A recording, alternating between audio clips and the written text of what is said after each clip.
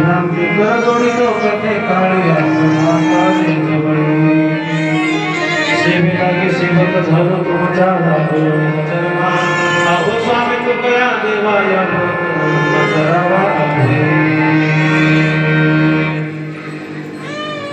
काय सांगू आता संतांचे उपकार माझा निरंतर जागविते काय देव त्याशी व्हावे होत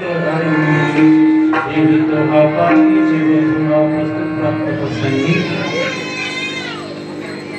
सेवेकरता निवडलेला अभंग महान भगवान भक्त देव निवासी वैराग्याचे मुकुट मुनी देव संत जगद्गुरु तुकोबा यांचा चार चरणाचा संतांच्या बद्दल कृतज्ञता व्यक्त करणारा अभंग आहे की संतांच्या उपकार अनंत आपल्यावरती त्या उपकारातून आपल्याला कुठल्याच प्रकारे उतराई होता येत नाही म्हणून काय शब्द वापरला काय शब्द वापरला काय सांगू आता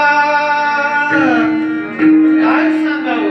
काय हा शब्द व्याकरणामध्ये दोन अर्थाने येतो व्याकरणामध्ये दोन अर्थाने येतो एक काय सांगावं एक म्हणजे सांगायसारखं काहीच नसतं मग काय सांगावं सांगायसारखं एखाद्याचं काहीच नसतं सांगायसारखं आणि एखाद्याचं इतकं सांगायसारखं असतं काय सांगावं म्हणून तुकोबा म्हणतात संतांचं वर्णन करत आपण काय सांगावं सांगायला शब्द अपुरे पडतात काय सांगू आता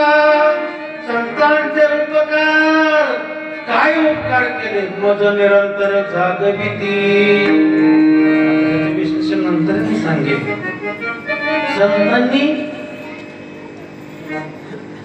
जाग आणली या समाजाला तसा समाज झोपलेलाच आहे समाज जागाच नाहीये संतांच्या मते समाज झोपलेलाच नाहीये आणि जर झोपलेला समाज असेल तर त्याला जाग करणं गरजेचं आहे पण ती झोप कोणती ती झोप आहे अज्ञानाची आणि अज्ञानाच्या झोपेतून संत महात्म्यातून आम्हाला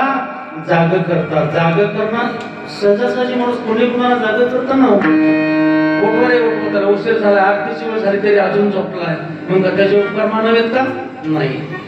तर संत महात्म्यांचे उपकार का मानावे तर अज्ञानाची लागलेली झोप आहे ना तो मला त्या अज्ञानाच्या झोपेतून संत